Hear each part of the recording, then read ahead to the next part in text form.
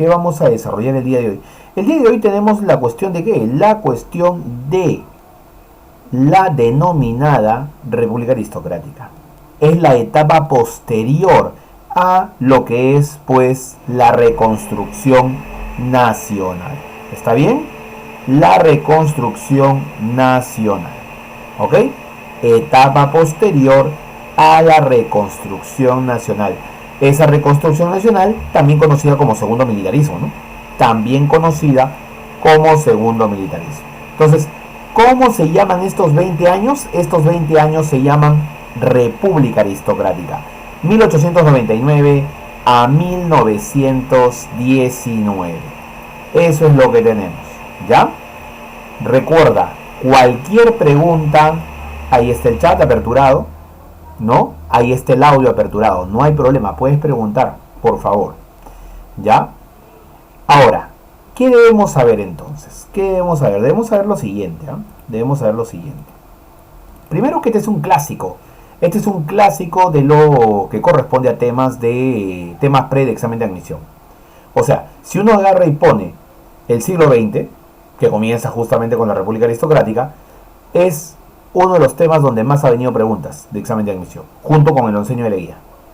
Junto con el onceño de la guía. O sea, es un clásico que aquí, en este punto, venga alguna pregunta de examen de admisión. Ya sea República Aristocrática y onceño, son los dos temas donde han venido en los últimos años, los últimos 10 años incluso, más preguntas de admisión. Por ahí alguna de Fujimori, alguna de Velasco, alguna de Odría, alguna de Sánchez Cerro, pero si tú sacas cuáles son la mayoría, son de esta etapa. ¿Ok? Entonces, ¿qué es la República Aristocrática? Es un periodo de nuestra historia republicana. Es un periodo de nuestra historia republicana que abarca justamente entre 1899 y 1919. 20 años. Profesor, pero yo he visto que también dicen que es de 1895, lo incluyen a Nicolás de Piérola. Es cierto, a veces lo incluyen a Nicolás de Piérola, pero recuerda, Nicolás de Piérola es el de la base para desarrollar la República Aristocrática. Es la transición entre el segundo militarismo y el segundo civilismo. ¿Por qué no se le coloca directamente como el iniciador de la República Aristocrática a Nicolás de Piérola? Porque simplemente no es aristócrata, pues. No es aristócrata. Él sí es un civil, pero no es aristócrata. O sea, con él sí comienza el segundo civilismo. Pero la República Aristocrática solamente está reservado para los aristócratas. Para nadie más. ¿Está bien? Por eso comenzamos con el primer aristócrata de la época, Eduardo López de Romaña. Y ahí está, 1899 a 1919, 20 años de gobierno. ¿Quién controlaba el poder? ¿Quién estaba en el poder? Una oligarquía, grupo de poder. Grupo de poder. Civilista, o sea, pertenecen al partido civil. Pertenecen al partido civil. Y que basaba su poder en la tenencia de tierras. Son terratenientes. Son gamonales.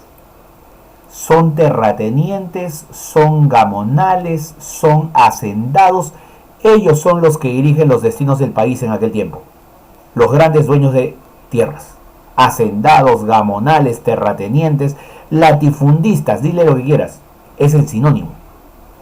Sino que, a ver, de repente en la Sierra Sur se utiliza más la palabra gamonal, ¿no? Pero en líneas generales es un terrateniente, así es. Un terrateniente. ¿Está bien? Ahora, ¿qué más debo saber? Debo saber, por ejemplo, acá, lo que corresponde a las características. Mira la primera característica que vamos a tener aquí. La primera es que hay una dependencia económica hacia el capitalismo británico, hacia el capitalismo inglés. Dependencia económica hacia el capitalismo inglés. ¿Ok? O sea, hay una predominancia hacia el capitalismo británico. Hay una predominancia hacia el capitalismo inglés. ¿A través de qué? A través de los enclaves.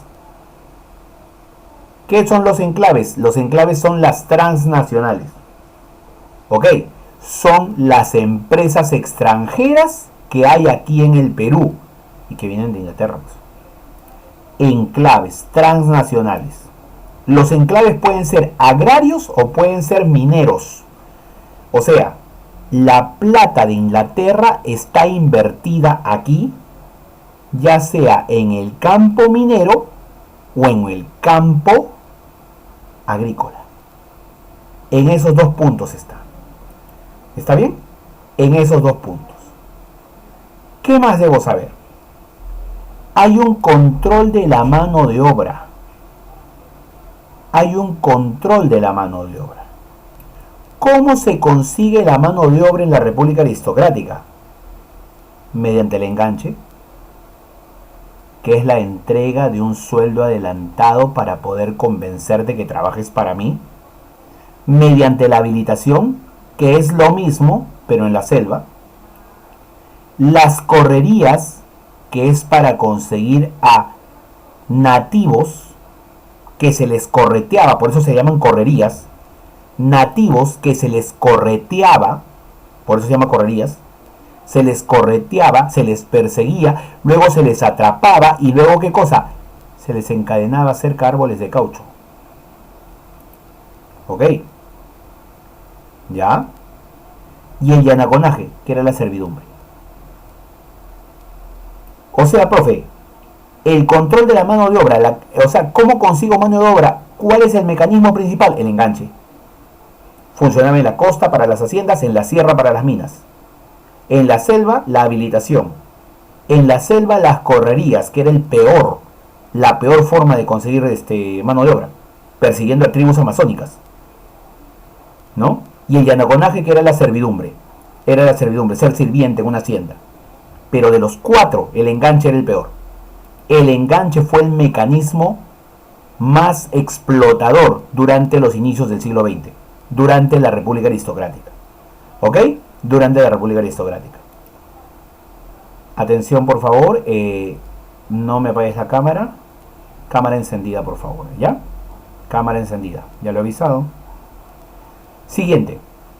Otra característica más que vas a tener es el predominio político del partido civil.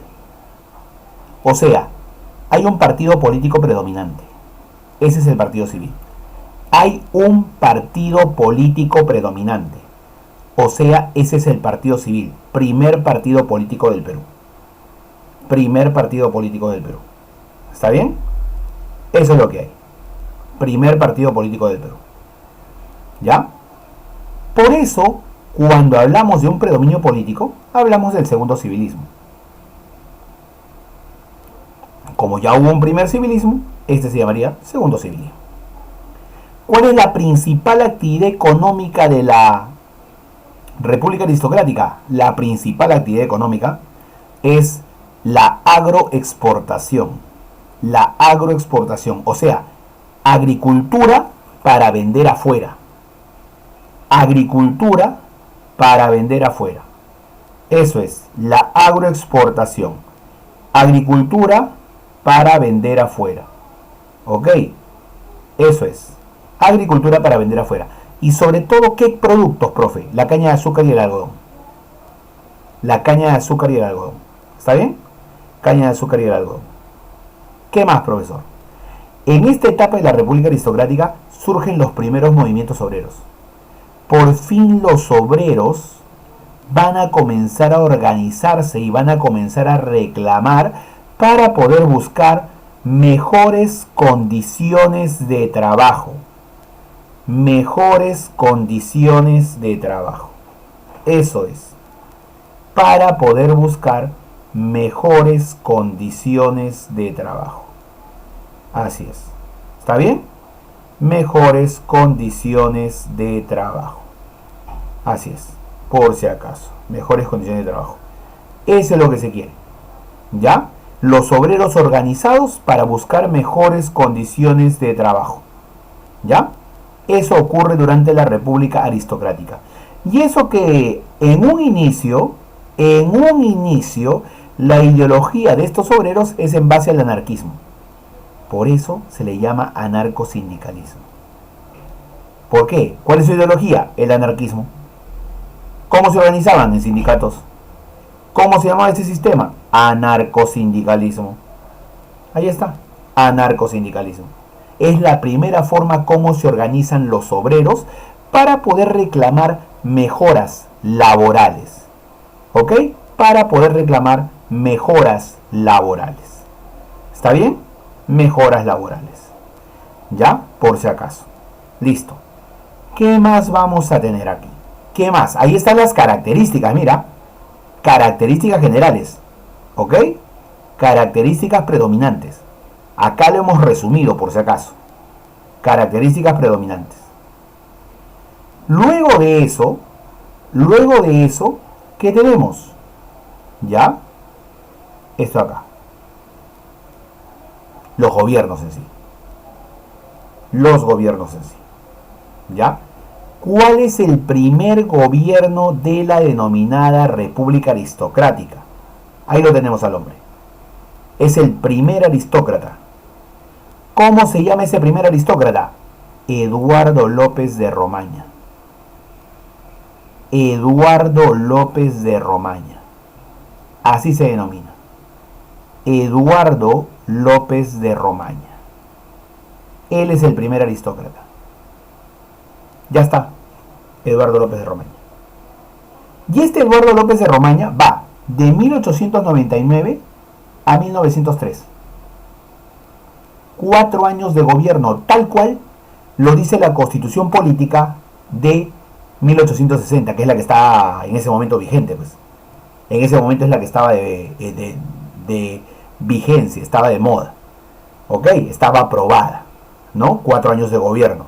Y todo comienza con Eduardo López de Romaña. Por eso, primer presidente de la República Aristocrática, Eduardo López de Romaña, ni dudarlo. Ni dudarlo, por si acaso. Ni dudarlo.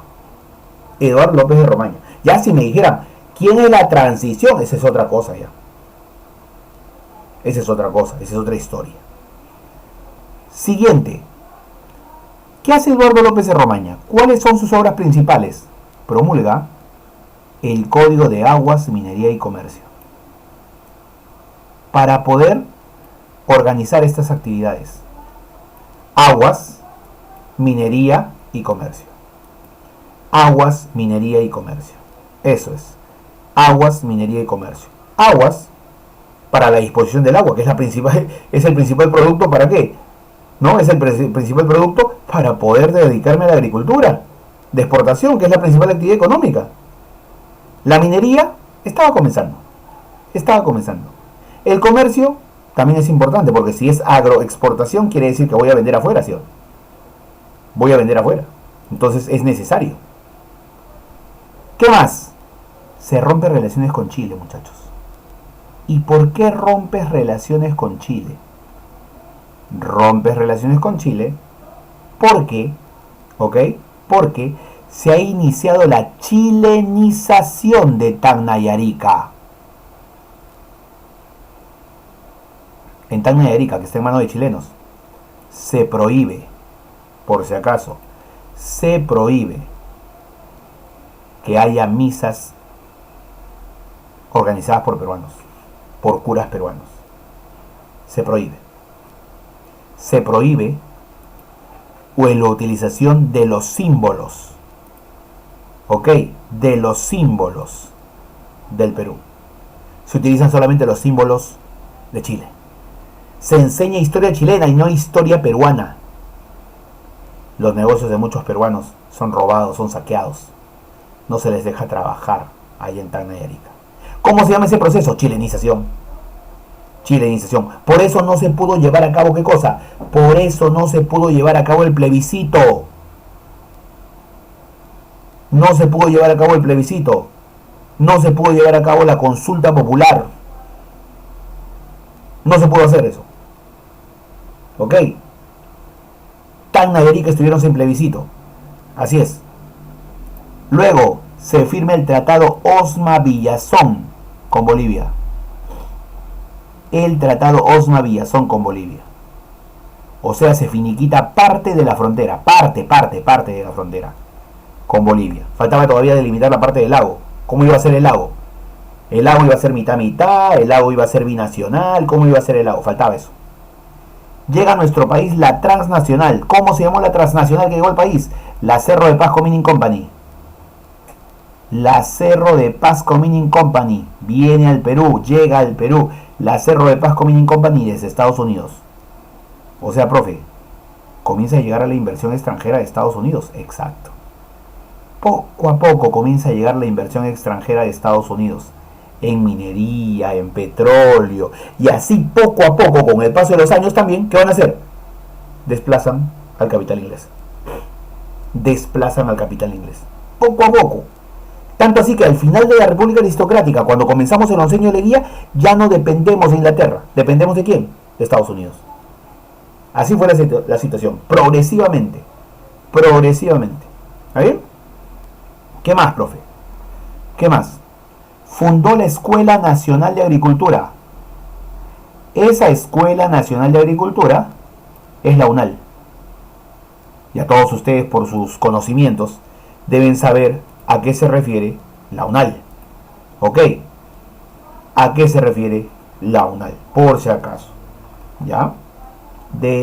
Esa es la UNAL, es la Universidad Nacional Agraria de La Molina. Eso es, por si acaso. ¿Ok? La Universidad Nacional Agraria de La Molina. Listo. ¿Qué más, profe? Esos son los puntos más importantes del señor Eduardo López de Romaña.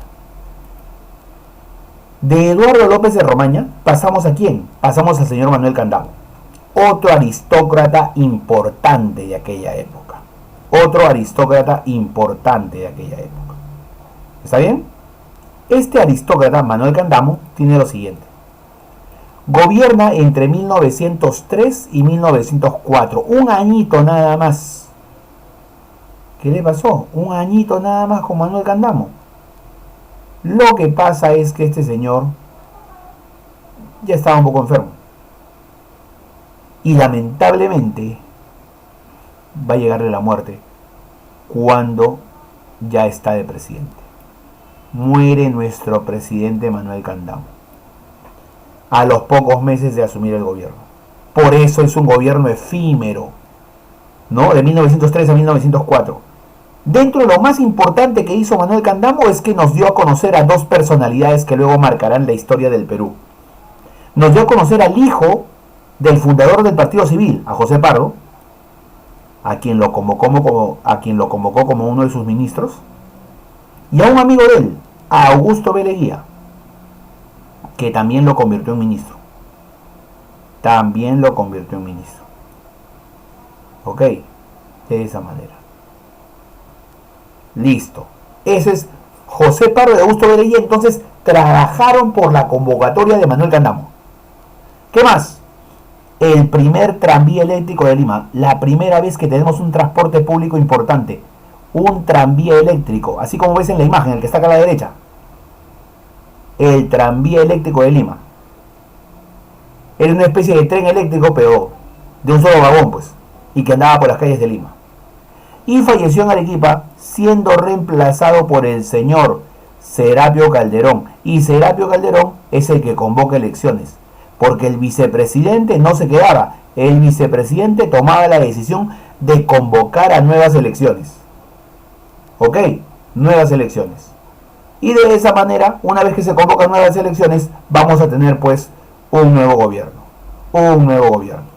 Eso es lo que vamos a tener. ¿Está bien? ¿Ya está? Bien. Listo. Ya está. Es cierto, ¿no? Candamo muere justamente por una enfermedad. ¿Ok? O sea, se le dice simplemente muerte de manera natural. No porque en aquellos tiempos pues no había la suficiente capacidad para determinar exactamente de qué ha muerto esa persona. ¿No? Causa de muerte natural nada más. ¿Ok? Bien. Listo. Ya está Manuel Candamo. Y Manuel Candamo, cuando muere, ¿quién asume? Serapio Calderón. ¿Y qué hace Serapio Calderón? Convoca elecciones. Y cuando se convoca elecciones, ¿quién sale elegido? Acá está. José Pardo y Barreda. José Pardo y Barreda. Hijo de Manuel Pardo y Lavalle, hijo de Manuel Pardo y Lavalle. Y como es hijo de Manuel Pardo y Lavalle, quien es fundador del Partido Civil, ¿ok? Va a tener características muy similares, muy semejantes a la de su padre. Muy similares, muy semejantes a la de su padre. Por ejemplo, ¿qué es lo que quería el Partido Civil? Era lo que quería Manuel Pardo y Lavalle. ¿Qué es lo que quería Manuel Pardo y Lavalle? Un desarrollo altísimo a nivel educativo. Y José Pardo, su hijo, de la misma manera. Desarrollo educativo en alto nivel. Desarrollo educativo en alto nivel. Eso es lo que quiere. Desarrollo educativo en alto nivel. Eso es lo que quiere. ¿Ok? Entonces, teniendo eso en cuenta, vamos a tomar lo siguiente. Primer gobierno de José Pardo y Barreda.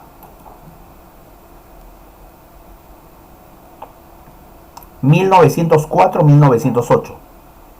4 años de gobierno, tal cual lo dice la Constitución Política de 1860. De 1860. ¿Qué hizo este señor?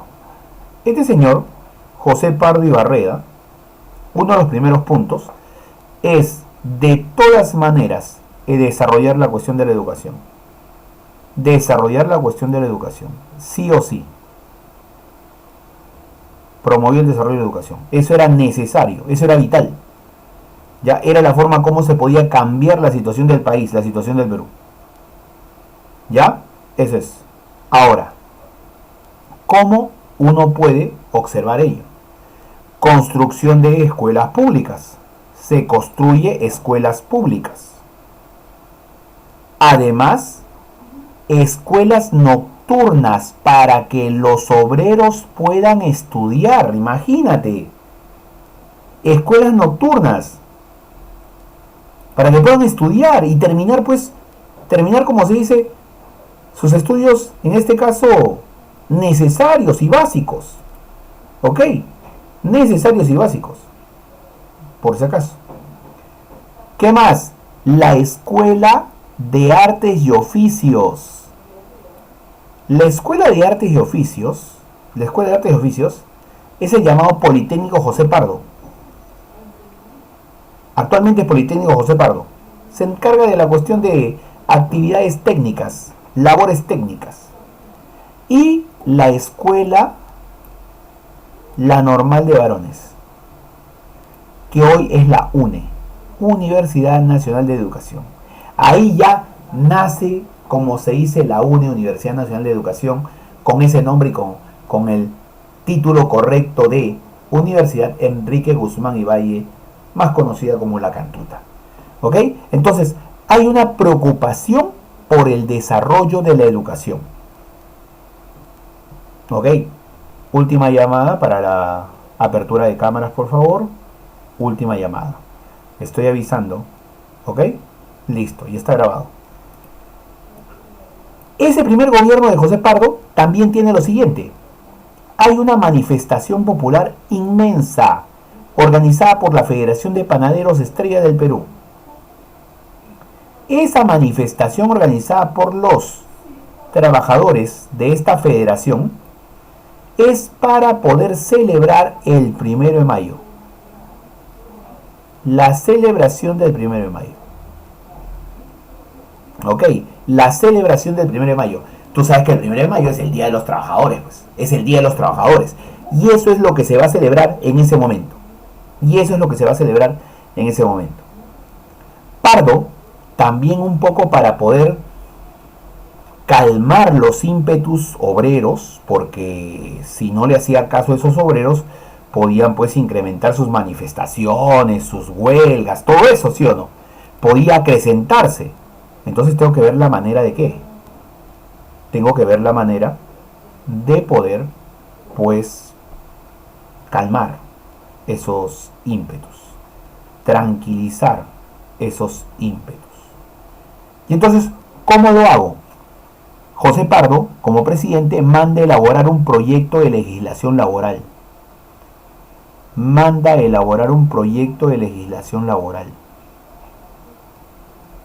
Ok. Ese proyecto de legislación laboral estuvo a cargo de quién? Ok. ¿Estuvo a cargo de quién? De José Matías Manzanilla. Ahí está. José Matías Manzanilla. Por eso este se le conoce como ¿qué? Como el proyecto Manzanilla. ¿Entiendes? Así se le conoce. Como el proyecto Manzanilla.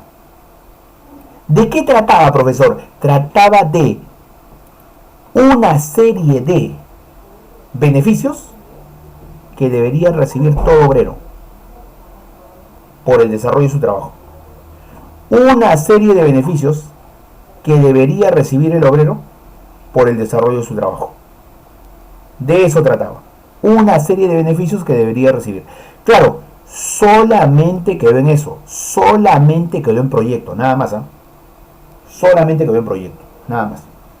No es que se aplicó en el gobierno de José Pardo, no. Más bien todo lo contrario. Quedó en proyecto, quedó en papel y ahí quedó. Y ahí quedó hasta un siguiente gobierno, claro está. Hasta un siguiente gobierno, claro está. ¿Está bien? ¿Ok? Listo. ¿Qué más debo saber? ¿Qué más debo saber? ¿Ya? ¿Qué más debo saber?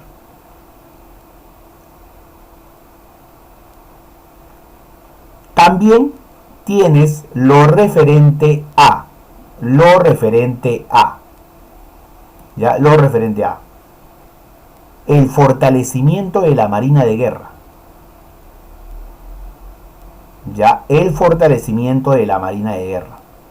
Se compran los cruceros Grau y Bolognesi. Cruceros Grau y Bolognesi. Eso es lo que hay. Cruceros Grau y Bolognesi. ¿Está bien? ¿Qué más? ¿Qué más? Leguía, Augusto B. Leguía, fue ministro de Hacienda. Ya, ministro de Hacienda. Por si acaso.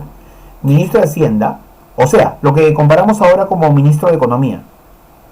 Ministro de Economía. ¿Ya? Ministro de Economía. ¿Ya? Ministro de Hacienda y jefe del gabinete. O sea, presidente del Consejo de Ministros. Lo que ahora decimos presidente del Consejo de Ministros. Porque Augusto B. Leguía era muy amigo de José Pardo. Mira, tanto así que mira, José Pardo era aristócrata, ¿ya? José Pardo pertenecía al Partido Civil, porque su padre había sido el fundador. Augusto B. Leguía no era aristócrata. Augusto B. Leguía era un hombre adinerado y era comerciante. ¿Ya? Pero se sentía con esa capacidad. ¿Ok? ¿Ya? De esa manera.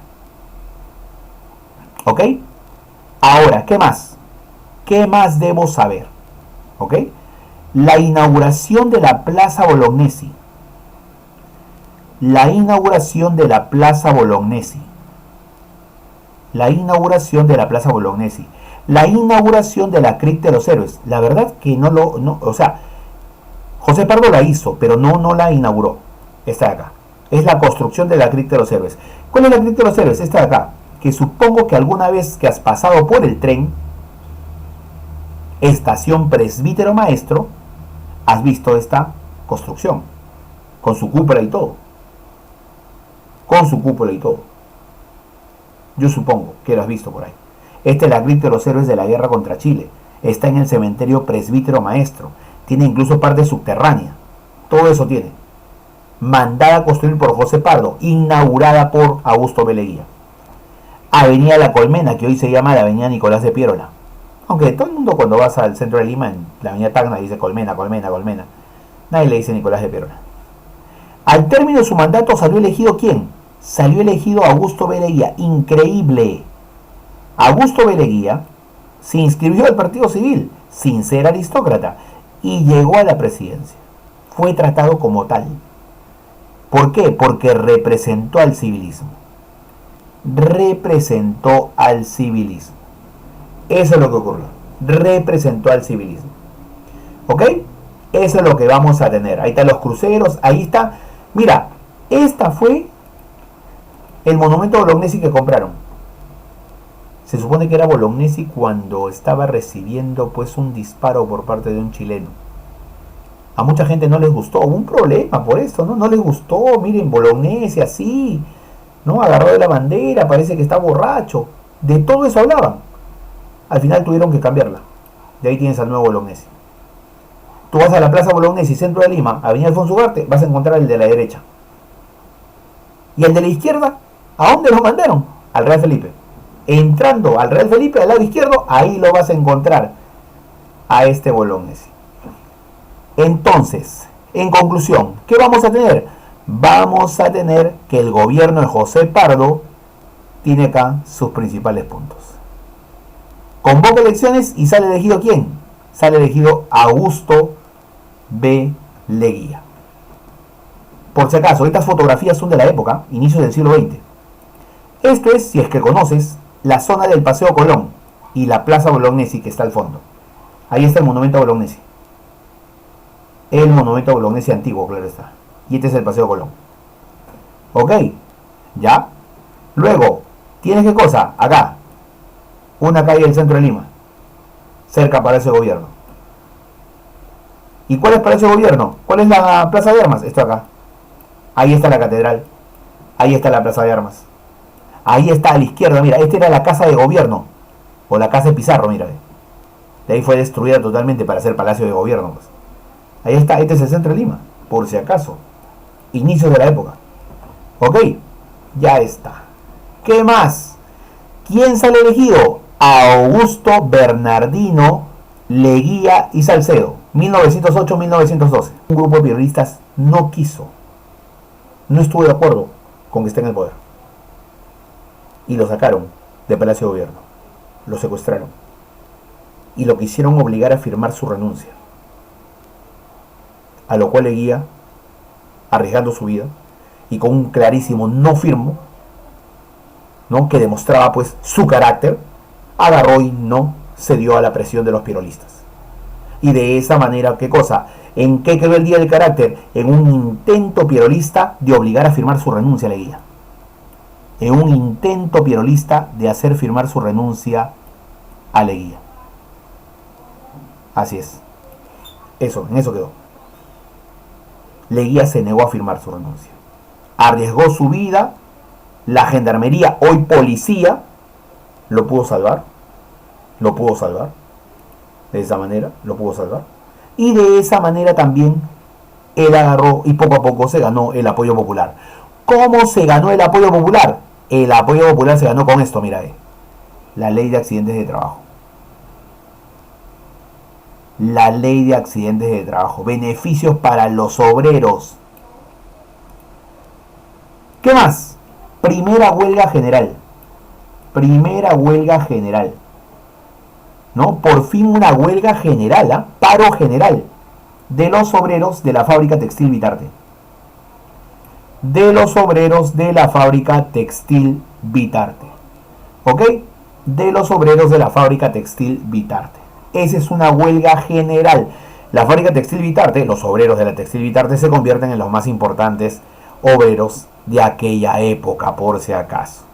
¿Está bien? De aquella época, por si acaso. ¿Ya? Mayor cantidad de problemas limítrofes va a ser el señor Leguía. Va a ser el señor Leguía. Ese de hecho. Ese es de hecho. Ok. Va a tener enfrentamiento con casi todos. Con casi todos. Y también en algunos casos, bueno, lo va a arreglar. Pero lo malo es que entregando tierras, entregando territorio peruano. Ese es lo malo. Problemas limítrofes. Con Chile, el incidente de la corona fúnebre. Nos regalaron una corona. Nos regalaron una corona por la inauguración de la Cripta de los Héroes. Con Bolivia sí llegamos a un acuerdo. Tratado de límites, Tratado Polo Bustamante. Ahí sí, finiquitamos el problema. Tratado Polo Bustamante. Pero entregamos territorio. Ok, ahí a la derecha está qué territorio hemos entregado, mira. Con Brasil, Tratado de límites, también Tratado Velar de Río Branco. Firmamos también un tratado, qué bacán. Finiquitamos la frontera con Brasil, correcto. Pero ahí a la derecha en el mapa está qué territorio entregamos. Con Colombia nos fuimos a una batalla, no finiquitamos nuestra frontera, batalla de la Pedrera. Menos mal que ganamos la batalla de la Pedrera. Con Ecuador pedimos que finiquite nuestra frontera bajo el arbitraje del rey de España. ¿Pero qué pasó? ¿Ya? ¿Qué pasó? Pasó que lamentablemente lamentablemente para Ecuador, España iba a fallar a favor de nosotros. Por lo tanto, los ecuatorianos se retiraron de esa conversación. Vivos ellos. Entonces, la mayor cantidad de problemas limítrofes, ¿con quién? Con el señor Augusto Beleguía. ¿Qué más hubo? Hubo el descubrimiento de Machu Picchu también, en el tiempo de Augusto Beleguía, 1908-1912. Hubo la acción heroica de este señor Jorge Chávez Darnell, este peruano que nunca conoció el Perú, este peruano que cruzó los Alpes y que cuando estaba a punto ya de aterrizar, lamentablemente, su nave pues cayó de manera inadecuada al suelo. Cumplió la hazaña de cruzar los Alpes, sobrevolándola, pero no llegó a buen recaudo. Ese es el problema. ¿Ok? Cuando ya va a culminar el gobierno de Augusto Beleguía ocurre algo bastante importante. ¿Qué cosa? Leguía termina peleándose con los del Partido Civil. Leguía termina peleándose con el propio José Pardo, su amigo. Y entonces el partido Civil termina, ¿qué cosa? Termina pues separándose. Y aparece, ¿qué cosa? Aparece el partido, ¿qué cosa? El Partido Civil pro Pardo, o sea, a favor de Pardo, y el Partido Civil pro Leguía, o sea, los seguidores de Leguía. Leales a Pardo y leales a Leguía. Se separó el Partido Civil. Eso es aprovechado, ese caos es aprovechado por otro partido para llegar al poder. Guillermo Billinghurst es el único presidente que no pertenece al Partido Civil. El único presidente que no pertenece al Partido Civil. El único. Él es Guillermo Billinghurst. Pan grande. Bueno, pan grande porque es populista, porque él prometía que ese producto jamás iba a faltar en las familias peruanas. Es verdaderamente un populista a carta cabal. Miembro del Partido Demócrata, no era del Partido Civil. Y esta es una manifestación de aquella época, mira, todos ahí con su sombrerito. Esto será 20 centavos de pan si sube Aspíllaga. O sea, si gana Aspíllaga, ante Aspíllaga, que era su opositor, 20 centavos costaría el pan. Pero esto será Billinghurst, 5 centavos de pan si sube Billinghurst. Si gana Billinghurst, 5 centavos de pan. O sea, más barato simplemente. Esas son manifestaciones de la época, ¿sí o no? Manifestaciones de la época. Billinghurst representó al Partido Demócrata, al partido de Pierola. Y derrotó a Anter Aspíllaga, que era del Partido Civil. El Partido Civil fue derrotado. Lo primero que hace Guillermo Billinghurst es acercarse a las clases populares. Acercarse a las clases populares. 8 horas de trabajo para los obreros del Muelle y Dársena del Callao. Los obreros del Callao obtienen las 8 horas. Los obreros del Callao obtienen las 8 horas de trabajo. Además, promulga la ley de reglamentación de huelgas. La ley de reglamentación de huelgas. O simplemente el derecho a huelga. Profe, o sea, las 8 horas de trabajo es de Guillermo Billinghurst. Las 8 horas de trabajo para los obreros del Muelle del Callao. Y solamente ellos. La ley del derecho a huelga, sí, es de ellos, totalmente, de todos los trabajadores, pero las 8 horas solamente para los obreros del Callao. Se enfrentó a un congreso de mayoría civilista, eso es cierto, tuvo la oposición tremenda del civilismo y también del leguismo, ¿ya? Por eso este señor Guillermo Billinghurst planteó cerrar el congreso, y cuando planteó cerrar el congreso, lo acusaron de populista, lo acusaron de querer romper las reglas de juego, de acercarse demasiado a las clases populares, y entonces los civilistas, en un acto desesperado, van a las Fuerzas Armadas, conversan con los oficiales y termina dándose un golpe de Estado que no deja culminar el gobierno de Guillermo Billinghurst. Por eso el gobierno de Guillermo Billinghurst es interrumpido en 1914, 2 años después de su elección. 2 años después de su elección, es interrumpido. 1912-1914, entra al poder Óscar Benavides, un militar que con el apoyo de los civiles va a tomar el poder. Un militar con el apoyo del Partido Civil va a tomar el poder. Ahí está el gobierno de Óscar Benavides, que dura aproximadamente solo un añito nada más. Solo un añito nada más. Una cuestión casual es que cuando él está en el poder, llega el desarrollo de la Primera Guerra Mundial. El desarrollo de la Primera Guerra Mundial, o Gran Guerra, como se dice, ¿no? La Gran Guerra. Derrotado Billinghurst, se formó una junta de gobierno, una junta gubernativa. ¿A cargo de quién? A cargo del coronel Óscar Benavides, quien entró solamente para poner orden en la sociedad. Nada más, decía. Nada más. Nada más. Ante el temor de que Billinghurst hable de cerrar el Congreso, de entregar las armas al pueblo para que ejerzan la verdadera democracia, la verdadera justicia, hemos tomado el poder. El Congreso, en agradecimiento a ese golpe de Estado, lo nombró presidente provisorio, pues por mientras, ¿no? Presidente provisorio. ¿Ok? Así. ¿Qué ocurre durante su mandato de Óscar Benavides? Agarra ahí, se inicia el problema de la Brea y Pariñas. Se inicia el problema de la Brea y Pariñas. Se inicia el problema de la Brea y Pariñas. Ahí está. ¿Ya? Se inicia el problema de la Brea y Pariñas. Entre la IPC y la London Pacific. Era entre ellos nada más. Ya después nos lo incluyen a nosotros. Se iniciará a nivel internacional la Primera Guerra Mundial. La Primera Guerra Mundial. Y para el retorno a la democracia se convocó a una convención de partidos políticos, a una reunión de partidos políticos, una convención de partidos políticos, una reunión de partidos políticos para que decidan a quién van a nombrar como presidente para que continúe el gobierno. No querían convocar elecciones, sino se pongan de acuerdo los partidos políticos en elegir a una persona que se encargue del poder. ¿Me entiendes? A una persona que se encargue del poder. Eso es. Hay que elegir a una persona que se encargue del poder. Y entonces, ¿a quién eligen? A José Pardo. ¿Otra vez? Otra vez. Otra vez. ¿Y esto qué cosa es? Este es el segundo gobierno de José Pardo Ibarreda. O sea, Pardo gobernó 2 veces. Segundo gobierno de José Pardo Ibarreda, que va de 1915 a 1919. 15 al 19. 4 años de gobierno también, como decía la Constitución hasta ese momento.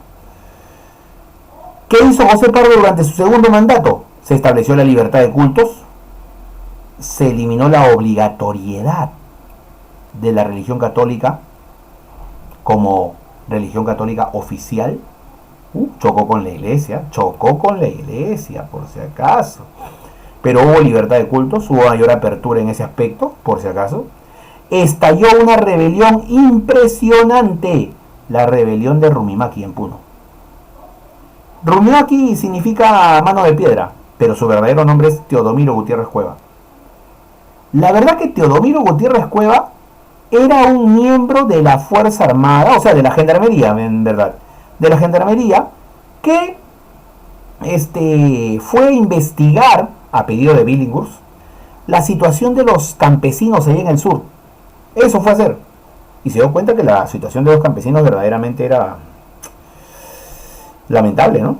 Era lamentable, era perjudicial. O sea, los hacendados, los gamonales lo explotaban como querían y hacían lo que querían, hasta le quitaban sus tierras, todo eso.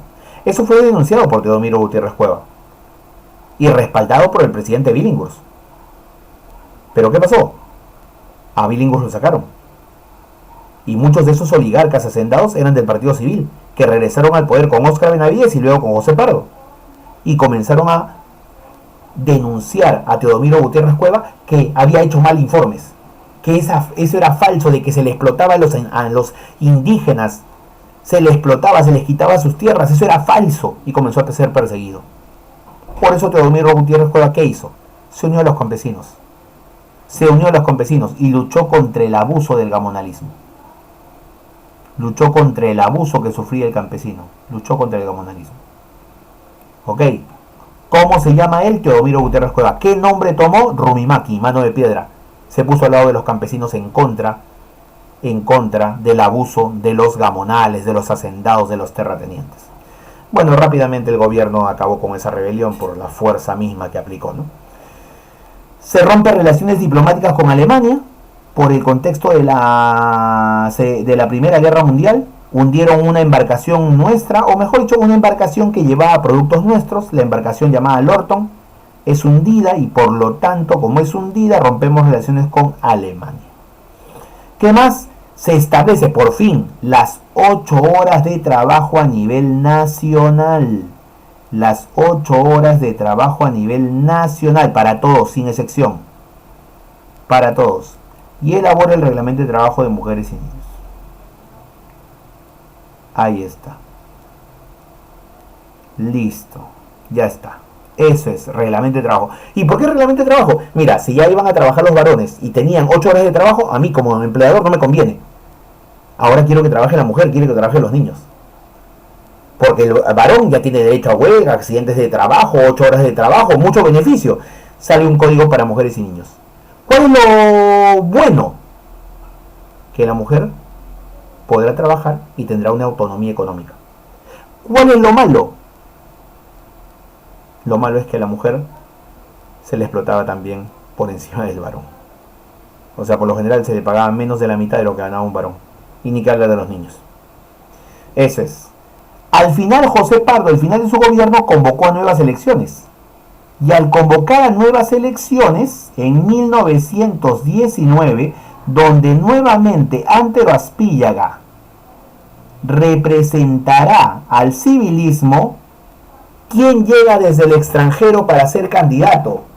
¿Quién llega directamente de Estados Unidos para ser candidato? Promovido por el señor Andrés Avelino Cáceres. ¿Quién llega?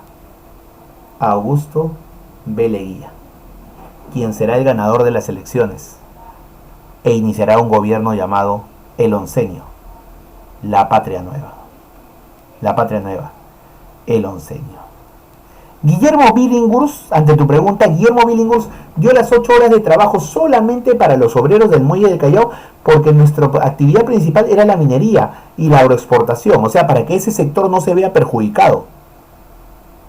Ok, eso es. Y número 2, lo hizo con una finalidad doble. Si le das el beneficio a uno, los demás van a reclamar, ¿sí o no? Se supone. Si le das el beneficio a uno, los demás van a reclamar. Y eso es lo que buscaba Guillermo Billinghurst. El levantamiento obrero para que de esa manera sea ya masivo y poder establecer las 8 horas de trabajo para todos. Entonces, ese es el motivo por el cual yo solamente para los obreros del Callao. Con José Pardo ya va a ser para todos. Y a partir de ahí se vivirá el llamado, pues, oncenio de Leguía.